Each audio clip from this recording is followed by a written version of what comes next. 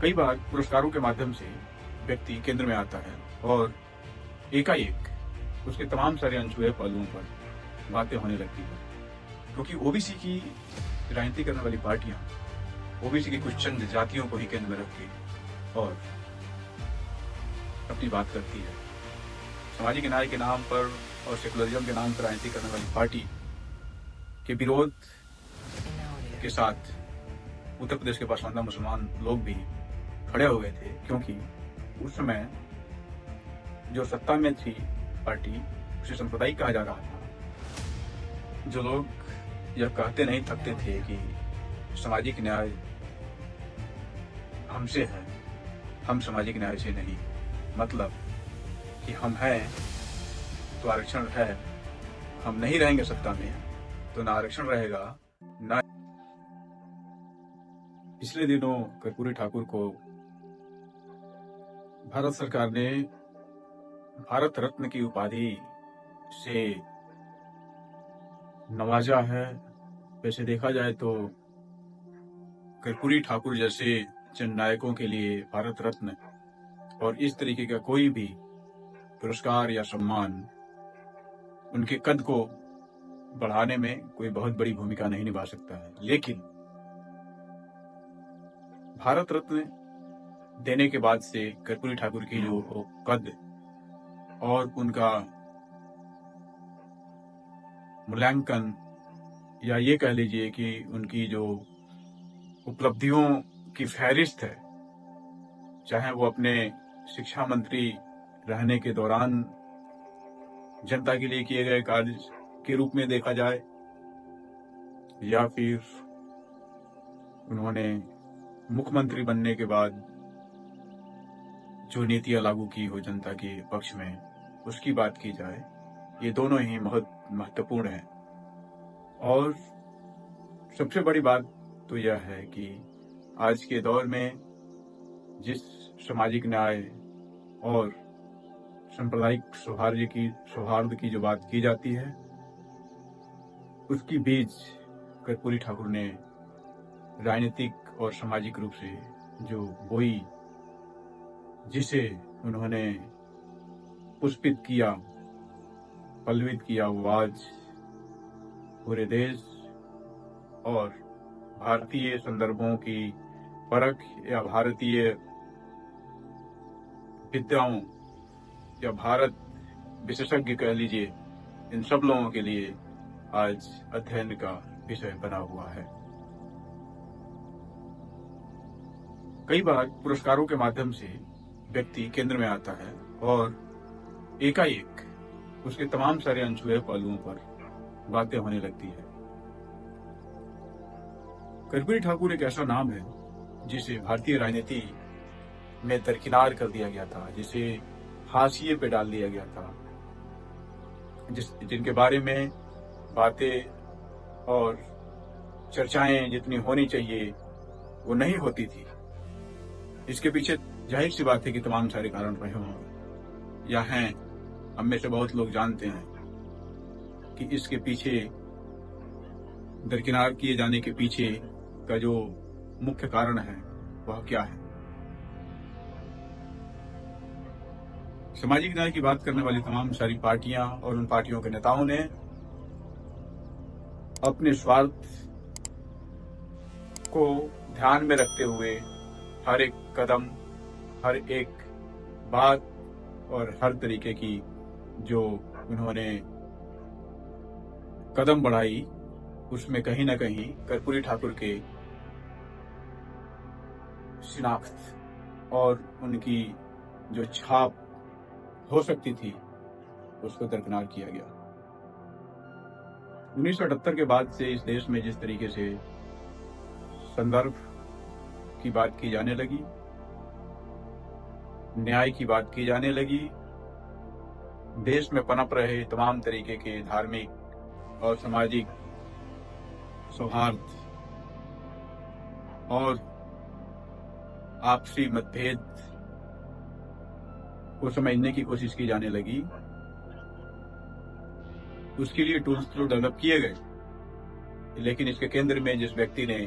नीतिगत फैसलों के तहत न्यूट्रलाइज करने का काम किया, उसके बारे में बहुत कम बातें की। वो कम बातें हम समझ सकते हैं क्यों की गई। यदि उस पर बात की गई होती, उन समस्याओं के निराकरण का उपाय सोचा गया होता, तो कर्पूरी ठाकुर आज राजनीति और अकादमिक रूप से किए जाने वाले तमाम सारे कार्यों के केंद्र में होते। लेकिन क्षेत्रीय पार्टियों की अनदेखी कर्पूरी ठाकुर की प्रसिद्धि और उनके द्वारा किए गए सामाजिक योगदान को नकारने जैसा है। कहने के लिए ये कहा जा सकता है कि किस तरीके से कर्पूरी ठाकुर ने 1978 में पहली बार पूरे भारतवर्ष के परिप्रेक्ष्य में देखा जाए तो ओबीसी के लिए आरक्षण लागू करते हैं, और उस आरक्षण के तहत बिना किसी धार्मिक भेदभाव के मुस्लिमों के अंदर की जो पिछड़ी जातियां हैं उनके लिए भी वो समान रूप से उसमें प्रतिनिधित्व की गुंजाइश को सुनिश्चित करते हैं, जिसे पसमानदा मुस्लिम के रूप में आज के दौर में देखा जा रहा है या उनके बारे में चर्चाएं हो रही है। जाहिर सी बात है कि जब हम कभी किसी समस्या के उद्भव की जड़ में जाते हैं तो तमाम सारे पहलुओं पे ध्यान अनायास चला जाता है। ठीक वैसे ही जैसे सांप्रदायिकता की जड़ में जाने पर धार्मिक, सामाजिक द्वेष और इससे उपजे हुए अनर्गल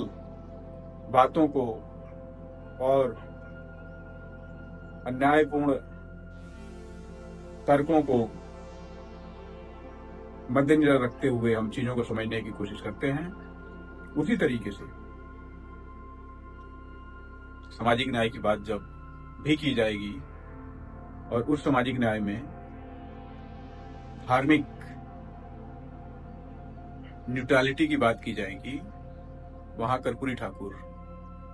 स्वतः उपस्थित रहेंगे। कर्पूरी ठाकुर मुख्यमंत्री रहने के दौरान न केवल सरकारी नौकरियों में आरक्षण की बात करते हैं, आरक्षण लागू करते हैं, बल्कि पासमानदा मुसलमानों के लिए, जिसे पिछड़े मुसलमान कहा जाता है, उनके लिए वो ओबीसी के अंदर किए गए सब कैटेगराइजेशन में उन्हें सबसे पिछड़े, मतलब अत्यंत पिछड़े श्रेणी है उसमें रखते हैं, ताकि उनको ज्यादा से ज्यादा इसका लाभ मिल सके और सरकार द्वारा प्रदत्त की जाने वाली सुविधाएं हैं वो उन तक पहुंचे और उनका सामाजिक, आर्थिक, शैक्षणिक और सर्वांगीण विकास हो सके। कर्पूरी जी की बात हो और भाषा पे चर्चा न हो तो थोड़ा अनुचित होगा। कर्पूरी ठाकुर हिंदी के पक्षधर थे। जाहिर सी बात है कि उस समय की समाजवादी सरकारें राष्ट्रवाद, स्वदेशी और भारतीयता को लेके अपने राजनीतिक एजेंडे में हमेशा शामिल रखती थी, जिसके प्रणेता डॉक्टर राम मनोहर लोहिया थे। और लोहिया जी विदेश से पढ़े लिखे थे, विदेश के समाज को देखते थे और वहां हो रहे विकास पे वो बहुत पैनी नजर रखते थे। उनका ये मानना था कि जब तक देश का आम आवाम जिस भाषा में दक्ष है या जिस भाषा को वो बोलता है, जिस भाषा में वो सक्षम है, उसमें ही उसे शिक्षा दी जाए या किसी भी तरीके के हुनर का पाठ उसे पढ़ाया जाए। आधार पे यदि शिक्षा दिया जाता है, उस आधार पे जनता को आगे ग्रूम किया जाता है, तो निश्चित तौर पे आने वाले समय में वे लोग राष्ट्र निर्माण में अपनी भूमिका महती रूप से निभा पाएंगे। तो मैं कह यही रहा था कि कर्पूरी ठाकुर के बारे में बात करने के लिए भाषा पे बात करनी जरूरी है। उन्होंने अंग्रेजी को न केवल अनिवार्य विषय के रूप में हटाया, अनिवार्य विषय के रूप से हटाया, बल्कि हिंदी को शिक्षा का माध्यम बनाया। इससे एक तरफ सरकार की, उस समय की तत्कालीन सरकार बल्कि कह लीजिए, जिसे समाजवादी विचारधारा की सरकार कही जाती थी, उसका फायदा तो हुआ ही, साथ साथ प्रदेश की जनता और खास करके जो पिछड़े और अक़लियत के जो लोग थे, जिनकी शिक्षा दीक्षा न के बराबर होती थी, जिनके पास संसाधनों की कमी थी, जो शिक्षा पे खर्च नहीं कर सकते थे, उन परिवारों के बच्चे भी अब उच्च शिक्षा की तरफ अग्रसर होने लगे। ये बात हुई केवल समाज के एक पक्ष की, हिंदू समाज केंद्रित बातें ये हुई। इसके अलावा मुस्लिम समाज की बात की जाए तो मुस्लिम तबके के अंदर का जो पिछड़ापन है, उसके अंदर की जो अज्ञानता है या उसके जो जहालत की जिंदगी है, वो कहीं भी हिंदू से कम नहीं है। ऐसी स्थितियों में आप देखेंगे कि उनकी भी बहुसंख्यक आबादी या मुस्लिम इलाके में जो मदरसे हैं, वहां की पढ़ाई लिखाई उर्दू जुबान में ही होती थी। इसलिए उस समय के तत्कालीन जो शिक्षा मंत्री थे, माननीय गुलाम सरवर साहब, उनसे कर्पूरी जी ने चर्चा करके और मदरसे जो छोटे चल रहे थे, छोटे स्तर के, उनको भी मान्यता दिला दी और उर्दू को बिहार की दूसरी राज्य भाषा का दर्जा भी दिया। दर्जा देने का मतलब, चूंकि हम बात कर रहे हैं आज कर्पूरी ठाकुर को भारत रत्न से अलंकृत करने का, उनसे भारत रत्न से उनको नवाजने का, तो प्रतीक चिन्हों को लेके चर्चा करनी भी जरूरी है। हमने एक बात हिंदी की ही, दूसरी उर्दू की करनी बहुत ही समीचीन है, इसलिए कि उर्दू जुबान बोलने वाले या उर्दू माध्यम से पढ़ने वाले लोग जो बिहार में थे, उन लोगों का शिक्षा का स्तर और ही निम्न था। वैसे देखा जाए तो उर्दू बहुतायत रूप में देश के शायर और शायरों की महफिलें, मतलब मुशायरों में तो खूब प्रयोग की जाती है, लेकिन इसके माध्यम से शिक्षा दीक्षा का काम, गंभीर विमर्श का काम बहुत कम होता था, या आज भी देखा जाए तो बहुत कम होता है। कई इस्लामिक स्कॉलर्स और मुस्लिम समाज में जात पात की बात करने वाले विचारक, बल्कि कह लीजिए विचारकों ने इस पे सवाल उठाया है कि उर्दू में अभी तक किसी भी तरह के मुस्लिमों के अंदर के भेदभाव और विमर्श को सामने नहीं लाया गया। इसे इश्क रश्क की जुबान बना के रखी गई। जाहिर सी बात है, किसी भाषा को जब कोई स्टेट अपने स्तर से प्रमोट करता है तो उसमें तमाम तरह की जो विद्याएं हैं, तमाम तरह की जो ज्ञान विज्ञान की बातें हैं, उन सबको इसके माध्यम से प्रवाहित किया जाता है, जनता के बीच में ले जाया जाता है। इससे न केवल पसमानदा मुस्लिम समाज बल्कि समूची मुस्लिम समाज का भला हुआ। इस भलाई में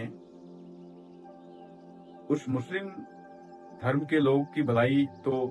थी ही, लेकिन उनके साथ साथ प्रदेश की जनता का और प्रदेश का सर्वांगीण विकास भी उसमें निहित था। हम उस समय उर्दू दूसरी भाषा के रूप में, बिहार की राजभाषा के रूप में लागू करते समय जो आई कठिनाइयां, उसका जो विरोध है, उसकी बात हम नहीं करेंगे, क्योंकि भाषा हमेशा से विवादित रही है, चाहे वो हिंदी हो, उर्दू हो अंग्रेजी हो या दूसरी कोई भी भाषा। इसलिए वो फिर एक दूसरा मुद्दा हो जाएगा भाषा पे बात करना। हमें भाषा से निर्मित जो वैचारिकी है और भाषा संवर्धन के लिए गए जो फैसले हैं, उस फैसले का कितना असर पड़ा और उससे समाज कितना परिवर्तित हुआ, उस पर बात करनी जरूरी है। उस समय भाषा का सम्मान देना उस भाषाभाषी सामाजिक न्याय के नाम पर और सेकुलरिज्म के नाम पर राजनीति करने वाली पार्टी के विरोध के साथ उत्तर प्रदेश के पसमानदा मुसलमान लोग भी खड़े हो गए थे, क्योंकि उस समय जो सत्ता में थी पार्टी, उसे सांप्रदायिक कहा जा रहा था। बनने के बाद खून खराबा और हिंदू मुस्लिम के बीच में जो खाई उत्पन्न हुई थी, उस खाई को पाटने का काम भी कर्पूरी ठाकुर ने अपनी नीतियों से किया। क्योंकि जैसे हमारे बहुत सारे पसमानदा समाज के विचारक आज भी ये बात कहते हैं कि जो देशज मुस्लिम हैं वो भारत में हैं। उन लोगों ने तब भी पाकिस्तान का विरोध किया था और आज भी कर रहे हैं। जो लोग पाकिस्तान बंटवारे के पक्ष में थे वो उसी समय चले गए, और अभी भी जो बचे हुए हैं इस देश में वो लोग हमेशा दबे स्वर में ही सही, लेकिन वो अपने पूर्वजों की जो खींची गई लाइन है, मतलब वर्चस्व और मुस्लिम के नाम पे हिस्सेदारी, वो आज भी उसे क्लेम करते रहते हैं। इसलिए कर्पूरी जी ने मुस्लिम समुदाय का जो पिछड़ा तबका है उसको आरक्षण के दायरे में लाके, अति पिछड़ा जो श्रेणी है उसमें लाके इन लोगों के आने वाले कल को बेहतर बनाने का काम किया, जिससे उस समाज विशेष के लोगों का फायदा तो हुआ ही, टोटलिटी के रूप में देखा जाए तो प्रदेश में पनपने वाली अलग अलग तरह की जो तंजीमें थी, जिससे धार्मिक कट्टरता फैल सकती थी, जिससे हिंदू और मुस्लिम पोलराइजेशन किया जा सकता था, उस पर लगाम लगी। उदाहरण के लिए मैं यहाँ बताना उचित समझता हूँ कि राज्य सरकार की आरक्षण नीतियों के तहत जो नौकरियां निकलती है उसमें अति पिछड़ा को अलग से आरक्षण रहता है। आरक्षण रहता है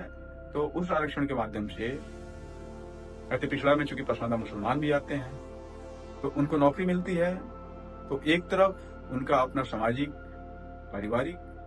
और व्यक्तिगत लाभ तो होता ही है, साथ में समाज का जो ताना बाना है वो मजबूत होता है। सबसे ज्वलंत उदाहरण के तौर पे हम सिपाही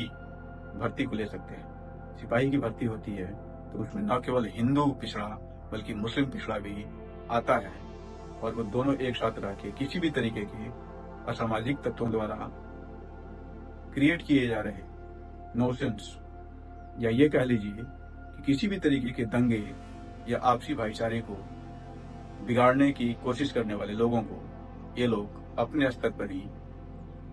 निपट लेते हैं। मतलब हिंदू और मुस्लिम दोनों जब सिपाही एक साथ होते हैं और वो लोग राष्ट्रवाद और इस देश की जो गंगा जमुनी तहजीब है उसको मेंटेन करने के लिए जो हमारे संविधान में दिए गए नीति निर्देशक तत्व हैं उसके तहत वो लोग टैकल करते हैं, और कोई भी छोटा से छोटा डिस्प्यूट वो लोग सांप्रदायिक रंग में रंगने नहीं देते, जो आपको बाकी प्रदेशों में और खास करके उन प्रदेशों में ऐसी बातें नहीं देखने को मिलेगी जहां पे पिछड़ा और अति पिछड़ा का वर्गीकरण नहीं है। यह मुनासिब वर्गीकरण है, और मुझे लगता है कि सच्चे अर्थ में यदि सामाजिक न्याय की धारा को यदि प्रवाहित करना है तो हमें इस फॉर्मूला को अपनाए बगैर हम इस दिशा में अग्रसर नहीं हो सकते। भारत सरकार ने इस संबंध में कई नीतियां बनाई। उत्तर प्रदेश बिहार का सबसे सीमावर्ती प्रदेश है, जहां पे इस तरीके के फॉर्मूले की बात पिछले दिनों की गई थी, लगभग 2 दशक पहले, लेकिन कुछ सामाजिक न्याय के लोगों ने इसका विरोध किया था। और उस समय और जो विरोध कर रही थी पार्टी, वो सेकुलर थी, मुस्लिम हितैषी थी, इसलिए जो पसमानदा मुस्लिम जिनको फायदा मिल सकता था वो लोग भी अपने हक के लिए उस पार्टी का समर्थन नहीं कर पाए, जिसका खामियाजा ये है कि आज उत्तर प्रदेश में जिस संख्यानुपात में पसमानदा मुस्लिम का रिप्रेजेंटेशन होना चाहिए वो नहीं है। इस तरीके से देश भर के तमाम सारे राज्यों को हम देख सकते हैं जहां पिछड़ों का वर्गीकरण नहीं है। मुस्लिम के नाम पे जो भी आरक्षण की बात की जाती है, पहली बात तो यह है कि संवैधानिक रूप से मुस्लिम के नाम पे या धर्म के नाम पे कोई आरक्षण की गुंजाइश नहीं बनती है, और यदि गुंजाइश बनती है तो सारे धार्मिक धर्म से जुड़े हुए मतावलंबियों के लिए आरक्षण की व्यवस्था का प्रश्न खड़ा होगा ही। मुझे लगता है कि सांप्रदायिक और सामाजिक सौहार्द को बना के रखने के लिए कर्पूरी ठाकुर की प्राथमिकता हमारे सामाजिक विकास के साथ साथ बढ़ती जा रही है। कहीं न कहीं उनके इसी कद को और उनके इसी विजन को देश के यशस्वी प्रधानमंत्री माननीय मोदी जी ने रेखांकित किया, और उनके साथ जुड़े हुए बहुत सारे प्रसंगों के बारे में इन्होंने बताया भी कि सच्चे अर्थों में जननायक को हम नमन करते हैं। जननायक को भारत रत्न देके हम गर्व की अनुभूति महसूस कर रहे हैं। अभी तो केवल भारत रत्न की बात हुई है, भारत रत्न से जुड़े हुए बहुत सारे और भी प्रसंग हैं जिसकी चर्चा किए बगैर किसी भी बड़ी शख्सियत का हम मूल्यांकन नहीं कर पाते हैं या उसके बारे में नहीं जान पाते हैं। उस व्यक्ति का क्या सामाजिक योगदान रहा, सांस्कृतिक योगदान रहा, हम नहीं समझ पाते हैं। लेकिन अब उनके ऊपर चर्चा शुरू हुई है। खुद मोदी जी द्वारा देश भर के सारे अखबारों में आर्टिकल लिखा गया, और भी देश के कई जाने माने जो समाजसेवी या वरिष्ठ राजनेता हैं उन लोगों ने भी लेख लिखे। दुर्भाग्य की बात यह है कि जो लोग कर्पूरी ठाकुर को अपना गुरु मानते हैं या खुद को कर्पूरी ठाकुर का चेला मानते हैं, उन लोगों ने कभी भी राज्य द्वारा प्रायोजित किसी भी शोध संस्थान में कर्पूरी जी के ऊपर या कर्पूरी जी के नीतियों के ऊपर या उस समय जो सरकार चली थी और सामाजिक न्याय का जिस तरीके से विस्तारण हुआ था, सामाजिक न्याय को जिस तरीके से लागू किया गया था, जन जन तक पहुंचाया गया था, उसको और कैसे बहुआयामी बनाया जाए और कैसे सुलभ बनाया जाए, उस पर कोई काम नहीं। लेकिन केंद्र की सरकार, जिसे कहा जाता है कि केंद्र की सरकार के एजेंडे में कर्पूरी ठाकुर और कर्पूरी ठाकुर की नीतियां कभी रही ही नहीं, वो अब कर्पूरी ठाकुर की बातों को, कर्पूरी ठाकुर की नीतियों, जन सुलभ नीतियों को आत्मसात कर रही है। ऐसे में हमें पार्टी के नाम पे विरोध करना छोड़ना पड़ेगा। न्याय और बंटवारे के साथ किए जाने वाले न्याय और देश के विकास में हो रहे योगदान को दरकिनार नहीं किया जाना चाहिए। चाहे वो किसी भी समाज का व्यक्ति हो, वो देश के लिए कुछ कर रहा है, समाज को ऊपर उठा रहा है, आंतरिक सहिष्णुता को मजबूत कर रहा है, तो उसके बारे में बात अवश्य की जानी चाहिए। यदि बात हम नहीं करेंगे तो कोई दूसरा करेगा, और दूसरा करेगा तो फिर मेरा हक नहीं है ये कहने का कि वो क्यों इसके बारे में बात कर रहा है, क्योंकि वह इनका या फिर जो हमारा मुद्दा है उससे तो जुड़ा हुआ था ही नहीं। ये कहना मुनासिब नहीं होगा। इसलिए भी कि जब कर्पूरी ठाकुर की बात की जाती है, कर्पूरी ठाकुर के साथ जुड़े हुए बहुत सारे प्रसंग हैं जो भारतीय राजनीति के बारे में थोड़ी गहरी समझ रखता है, उसे पता है, या फिर कर्पूरी ठाकुर जैसे पृष्ठभूमि से आने वाला कोई भी कार्यकर्ता या नेता उन रास्तों से चल के आता है, वो कर्पूरी ठाकुर द्वारा भोगे गए जो यथार्थ हैं उसको बखूबी समझ सकता है। इसलिए उन प्रसंगों पे मैं चर्चा नहीं करूंगा कि किसने उनको मैट्रिक फर्स्ट क्लास से पास करने के बाद भी कहा कि मेरा पैर दबाओ। मैं उसकी भी चर्चा नहीं करूंगा कि किस सामंतवादी सोच के व्यक्ति ने कर्पूरी ठाकुर के पिताजी को पीट दिया केवल इसलिए कि वो समय से दाढ़ी और बाल काटने उस व्यक्ति के घर नहीं जा पाए। और कर्पूरी ठाकुर की जो सहिष्णुता या फिर माफ कर देने की जो प्रवृत्ति रही है, वो अधिकांश लोग जानते हैं कि उन्होंने डीएम द्वारा किए गए त्वरित कार्रवाई को खुद हस्तक्षेप करके रुकवा दिया कि यह केवल मुद्दा मुख्यमंत्री के बाप के पीटे जाने का नहीं है, बल्कि इस प्रदेश के तमाम बेजुबान और गरीब वंचित लोगों के पीटे जाने का। कर्पूरी जी समाज के उस तबके से आते हैं जिस तबके की गिनती सबसे लाचार, सबसे कमजोर और संख्या में भी सबसे कम मानी जाने वाली नाई जाति है। एक बार भारत रत्न मिलने के बाद कर्पूरी ठाकुर की और कर्पूरी ठाकुर जैसे तमाम सारे वंचित और हाशिए पर ढकेल दिए गए समुदाय के नायकों की चर्चा एक बार और तेजी से उभरने लगती है,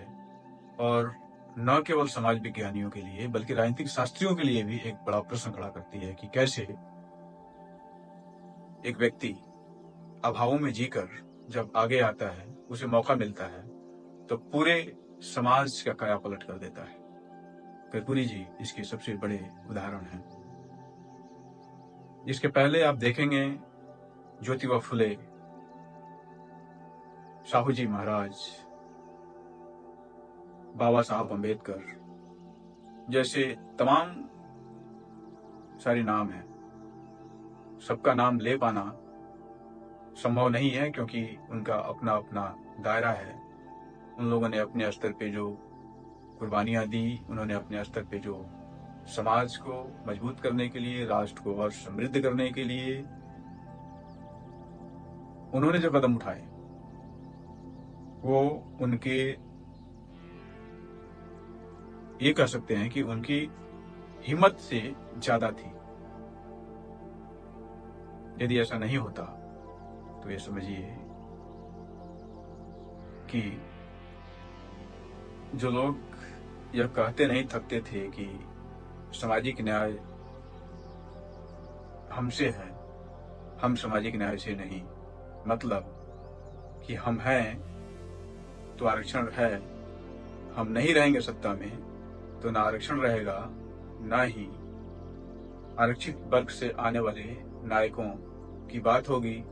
ना ही उनकी नीतियों पे चर्चा। पिछले दिनों जब से भारत रत्न की बात हुई है, तब से दबे स्वर में ही सही सारे सामाजिक मंचों पे कर्पूरी जी का नाम लिया जाने लगा है। और वो लोग लिख रहे हैं जो लोग कर्पूरी जी को भुला देना चाहते थे, जनता के स्मृति पटल से उनको विस्मृत कर देना चाहते थे, वो लोग भी अब कर्पूरी जी का नाम ले रहे हैं और भारत सरकार की तारीफ कर रहे हैं। और ये वो लोग हैं जो लोग केंद्र की सरकार के धूर्त विरोधी हैं। इसका मतलब यह है कि कर्पूरी जी को भारत रत्न बहुत पहले मिल जाना चाहिए था। नहीं देने के पीछे सबसे लंबे समय तक इस देश में शासन करने वाली जो राजनीतिक पार्टी रही है और उस पार्टियों के अंदर बैठे हुए जो स्वार्थी नेता रहे हैं, उन्होंने अपने हित को ध्यान में रखते हुए कर्पूरी जी और कर्पूरी जी के फार्मूले को या उनके द्वारा बनाई गई नीतियों को साकार नहीं करने देना चाहते थे, ताकि इस देश की आम आवाम की जो एक माली स्थिति बनी हुई है वो बरकरार रहे और छोटे छोटे मुद्दों पे, सेंसिटिव मुद्दों पे देश की राजनीति होती रहे। अब वह दिन दूर नहीं जब बिहार के तर्ज पे या बिहार जैसे और भी तमाम सारे प्रदेशों के तर्ज पे जहां पिछड़ों का वर्गीकरण है, उस वर्गीकरण में पसमानदा मुस्लिमों को अलग से रेखांकित किया गया है, अति पिछड़े के अंतर्गत रखा गया है। इस माध्यम से उन्हें विशेष अवसर का लाभ मिलता है और जाहिर सी बात है कि जब विशेष अवसर का लाभ मिलेगा किसी व्यक्ति को, किसी समुदाय या समाज को, तो वो अपने आप को बहुत ही ज्यादा इंटीग्रेटेड फील करेगा और उन्नति में समान रूप से सहभागी बनेगा और साथ ही वह विकास के लिए निरंतर अग्रसर रहते हुए किसी भी तरह का जो द्वेष है या फिर आपसी कलह, उससे बाहर निकलने की कोशिश करेगा और नकारात्मकता से सकारात्मकता की तरफ निरंतर गतिशील रहते हुए वह देश को, समाज को मुख्य धारा में लाने की महती भूमिका अदा करेगा। पिछले दिनों कर्पूरी जननायक कर्पूरी ठाकुर की जयंती बीती है और जयंती के एक दिन पहले देश के केंद्रीय गृह मंत्री माननीय अमित शाह जी द्वारा यह घोषणा होती है कि बिहार के पूर्व मुख्यमंत्री जननायक श्री कर्पूरी ठाकुर, जो वंचितों के मसीहा रहे हैं, राष्ट्र निर्माता रहे हैं और स्वतंत्रता सेनानी रहे हैं, उनको भारत रत्न दिया जाएगा। यह खबर जंगल में आग की तरह थी। जंगल में आग की तरह कहने का तात्पर्य है कि जिससे उम्मीद थी, उन्होंने कर्पूरी जी को एक कोई पुरस्कार नहीं दिया, उनके नाम को लेकर किसी भी तरीके के कोई सम्मानजनक राष्ट्रीय स्तर का काम नहीं किया और जिन्हें हम कोसते रहे, जिन विचारधाराओं से कर्पूरी जी का वास्ता नकारते रहे, उन्हीं लोगों ने कर्पूरी जी को देश का सर्वोच्च सम्मान भारत रत्न दिया। उसके बाद न केवल बिहार की राजनीति बल्कि पूरे देश की राजनीति गर्मा गई, क्योंकि ओबीसी की राजनीति करने वाली पार्टियां ओबीसी की कुछ चंद जातियों को ही केंद्र में रख के और अपनी बात करती है और मानती है कि इनका विकास ही समूचे ओबीसी का विकास है, जबकि ऐसा नहीं है। जाहिर सी बात है कि कोई राजनीतिक दल अपने फायदे को ध्यान में रख के ही कोई कदम उठाता है। कर्पूरी जी को भारत रत्न देना राजनीति से प्रेरित हो सकता है, लेकिन कर्पूरी जी को भारत रत्न मिला और इतने देर से मिला, यह सवाल तो है ही। इस पे बात भी होनी चाहिए और इन कारणों की छानबीन भी होनी चाहिए। कर्पूरी ठाकुर से जुड़े हुए बहुत सारे रोचक प्रसंग हैं, चूंकि मैं उनके परिवार के लोगों से मिला हूं और जाहिर सी बात है कि कोई व्यक्ति जब संस्था का रूप लेता है तो उसके हर एक अध्याय में कई अध्याय छुपे होते हैं या जुड़ते चले जाते हैं। कर्पूरी जी जितने सहज, सौम्य, सादा जीवन, उच्च विचार वाले थे, वैसे ही उनके परिवार के लोग भी हैं। उनके ऊपर यदि लिखा गया होता, उनके ऊपर गंभीर शोध परक रचनाएं आई होती, तो शायद बहुत सारे लोगों को वो बातें पता चल चुकी होती, लेकिन जिस तरह की लेखनी होनी चाहिए वो नहीं हुई। तो इसलिए मैं कुछ प्रसंगों को आपके बीच रखना चाहता हूँ। कर्पूरी जी के बेटे जो एक राजनीति से जुड़े हुए हैं, जो बिहार सरकार में मंत्री भी रहे हैं, अभी राज्यसभा के सदस्य हैं, कुछ बातें उनकी जुबानी सुनी, कुछ बातें जो कर्पूरी जी के दूसरे बेटे, छोटे बेटे हैं, जो पेशे से डॉक्टर हैं, बहुत ही सहज और जनता के बीच रहने वाले, जनता के दुख दर्द से जुड़ने वाले, बहुत ही भावुक हृदय जैसे किसी गरीब को देख के, किसी दिन दुखिया को देख के उनको लगता है कि वो व्यक्ति उनके परिवार का है। ऐसे भावुक होने वाले व्यक्ति की जुबानी जो बातें हमने सुनी है, उसमें से एक दो की चर्चा करना मैं उचित समझता हूँ। कर्पूरी जी के मुख्यमंत्री रहते हुए उनके घर में एक मोटरसाइकिल खरीदी गई थी। इस मोटरसाइकिल की कीमत उस समय बहुत कम थी, वो भी लोन पे लिया गया था, क्योंकि उनके पास पैसा नहीं था कि वो पैसा दिया जा सके एक मुश्त। तो लोन पे ले लिए थे और लेने के बाद वो भूल गए, या कागज भूल गया, या फिर पता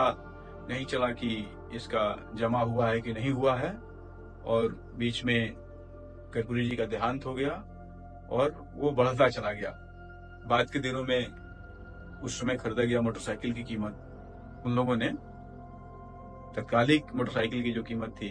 उतना रुपया चुकाया, वो ब्याज के रूप में।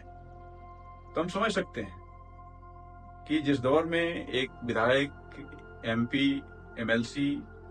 या जिला परिषद का सदस्य होने के बाद व्यक्ति जो धन, संपत्ति, यश और शोहरत हासिल कर लेता है, वो एक सूबे का 2 बार मुख्यमंत्री और शिक्षा मंत्री रहने के बाद भी वो व्यक्ति नहीं खरीद पाया, वो नहीं हासिल कर पाया। यह कहीं ना कहीं आने वाली पीढ़ियों के लिए या गरीबों के लिए, वंचितों के लिए, सक्रिय रहने वाले, उनको सामाजिक रूप से सचेत करने वाले, उनके हिस्से की लड़ाई लड़ने वाले लोगों के लिए मिसाल है। और इतना ही नहीं, जब भी राजनीति में ईमानदारी की बात होगी, राजनीति में समर्पण की बात होगी, राजनीति में सदाचार की बात होगी, तब तक कर्पूरी जी हमेशा केंद्र में होंगे। कर्पूरी जी का उदाहरण, कर्पूरी जी का जीवन हर एक राजनेता के लिए, हर एक स्वस्थ लोकतंत्र में, लोकतंत्र के प्रहरी अर्थात मुखिया, मुख्यमंत्री या किसी भी स्टेट हेड के लिए एक नजीर पेश करेगा।